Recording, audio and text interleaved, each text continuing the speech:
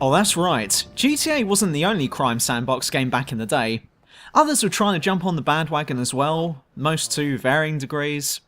And though the only GTA competitor that survived this period and went on to be a commercial success was Saints Row, there were others of notable qualities to them to have come out around the time. And if you were to make a crime sandbox game and wanted to come up with a decent setting, well, there's The Godfather. Those films were awesome, so maybe a video game set there or something would be a neat idea.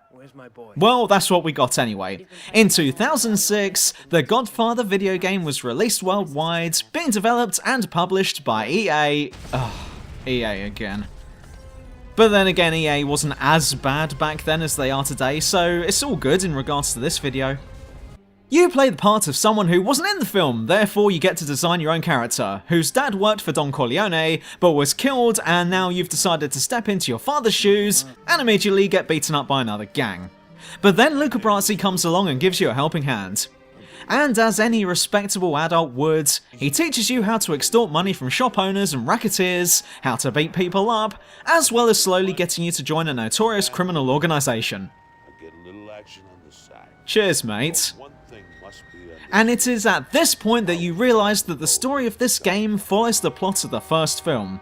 In fact, you'll end up meeting a vast majority of the characters from the film, including Sonny, Michael, Tom Hagen, who looks like Vladimir Putin in this game for some reason, and of course Don Corleone himself, and many of whom are voiced by their original actors, believe it or not.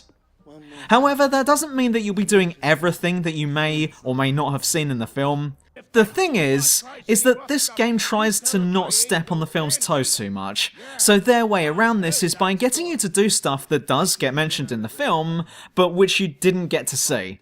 For instance, there's that famous scene with the horse's head in the bed, but that's the only part we see in the film. We never got to see how it ended up there in the first place.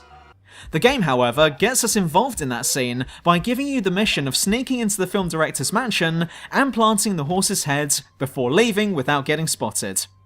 Another mission involves planting the pistol that Michael uses to kill Sollozzo and McCluskey in the Italian diner. So you're involved in the story, but the film is just being too inconsiderate to give you any screen time, is what I'm trying to say. As the game goes on, more features, opportunities, and stuff opens up to you. There are around 5 main districts of 1950s New York to play about in, including Little Italy, Midtown, New Jersey, Hell's Kitchen, and Brooklyn, all of which are not too dissimilar from the others. But as far as size goes, this game is relatively big. The problem I have with it though is that this is another case of big map, not enough stuff in that big map. Aside from your shops, rackets, warehouses, missions, and the occasional convoy, if memory serves me, there's not much else to do here. Most of your time will be spent going from one mission to the next, and then breaking that up with the occasional bit of protection money collection, all of which goes towards the me not kicking your ass fund. But that's it. And it's a shame really, when they could have easily included other features, such as car racing, or maybe even a Fight Club style fighting ring. Speaking of vehicles, you can hijack vehicles as well and drive them about the place too. That's pretty much it for vehicles though here. You can't use them for anything else other than driving where you want to go, so no races or anything like that. They also handle surprisingly well considering the setting of this game. In fact, if you're good enough, you'll be able to fly around corners with your foot down like power-assisted steering was a common thing back in those days. You've also got a variety of weapons, pistols, baseball bats, submachine guns, dynamite, shotguns, and there are even powerful versions of each of those types of weapons that you can collect by buying them from hidden vendors from each of the districts. On a quick note too, thankfully, seeing as this is a licensed game of the film, they've managed to bring over the soundtrack as well. It's pretty good in keeping with the setting and atmosphere, so kudos to EA for that one. You've also got a skill system, where performing certain actions will give you experience points, or respect as it's known in this game. And when you've earned enough respect, you'll gain a new skill point which can then be dumped into either improving your weapons handling, how hard you hit, how fast you move, how much health you have, or a variety of aspects that helps in the streets, such as earning less heat. Speaking of heat, you got both heat, which applies to the cops, and vendetta, which applies to the other crime families. If you earn enough heat, then you get the cops coming after you, GTA style. But by killing enough goons from a particular family, a hit will be placed on your head and a ton of gangsters will be coming after you to ensure that you'll be sleeping with the fishes by the end of the day. You can end this war by either planting a bomb in one of their shops and cheesing it, or by bribing an FBI agent. Yeah, everyone's in everyone's pocket in this game. It's no wonder where the idea for Gotham City originated from. Now, earlier I mentioned that you can extort money from shop owners and shit, and that's pretty cool. You go into a shop that isn't under the Corleone's protection and start with a bit of the old, "Hey, that's a nice bakery you have here. Shame if something were to happen to it. Hey, that's a nice jaw you've got there. Shame if something were to happen to it." And 9 times out of 10, they'll tell you to make like a horse's dick and hit the road, though sometimes they'll just roll over like the little bitch they are and pay up, which is always a small amount. But when they do tell you to go do one, well then. This is where the fun begins. You grab their collar like you've been needing a collar your whole life, and give them a bit of the old 1-2 buckle my shoe.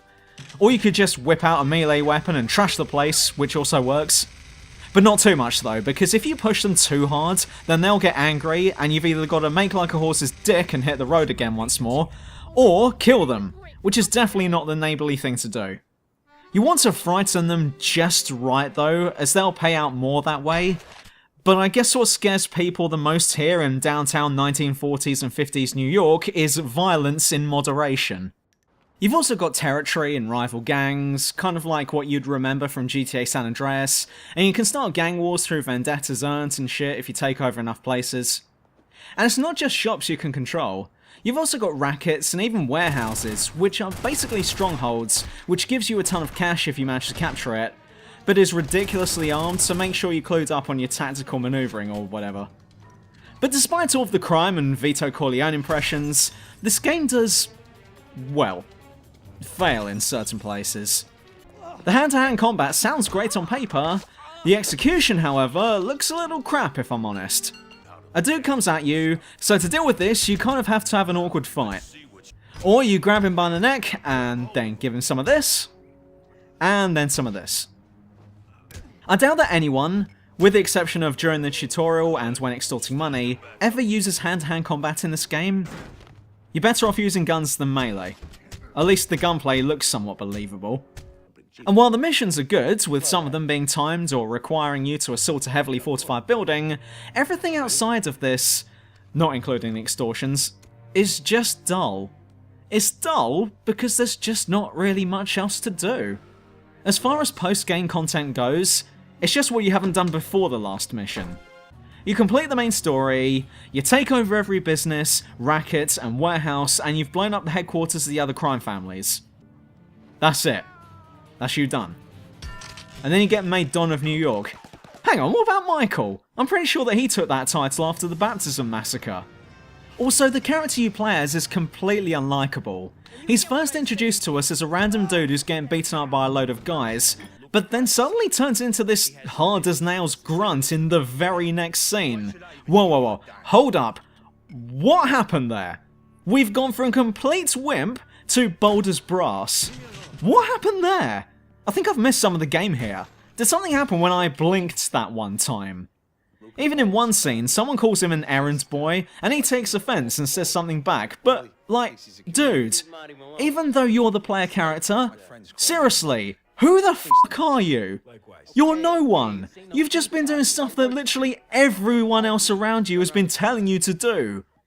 I'm pretty sure that makes you an errand boy. Also, if you're not Sicilian, then you can't be Godfather. Sorry, that's just how it is, and I'm not entirely sure what my background is here either.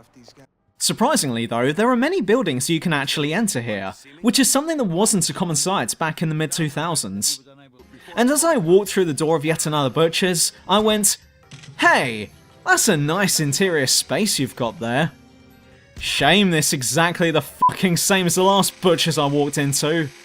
Yep, loads and loads of interior sections are copy and pasted. No, I'm not exaggerating that at all. I'm talking proper copy and pasted down to the smaller details. The problem with this is that while fighting your way through a warehouse for the first time might be a nerve-wracking experience, but also a damn enjoyable one, it does mean, however, that by the time you come to do the next one, and the one after that, and the one after that, and so on, you're already familiar with the layout of that complex, despite never having set foot in there. And after you've done so many, it stops being fun and feels more like you're just going through the motions of clearing out rooms one at a time and checking each corner. Enemy placement can be the same as well, and it can get very predictable to know where enemies are hiding, thus reducing the challenge and the enjoyment. In conclusion, this game was actually pretty damn awesome when it first came out, and held up quite well over the preceding years. However, nowadays it's a tad lackluster in places, and comes across as a bit lazy as well. There's loads of fun to be had during the missions, but outside of that, you've pretty much either got to make your own fun, or stop playing entirely. But that's not to say that this game isn't worth your time. If you loved the film, and was wondering if there was a half-decent game that goes with it, then sure, this one should have you covered. Many sections of the film are included here, and you'll get to see some cutscenes that you'd recognise from the film too. But I guess I'm just surprised at how it was EA of all companies that managed to secure the license for this. I guess they must have made Mario Puzo an offer he couldn't refuse.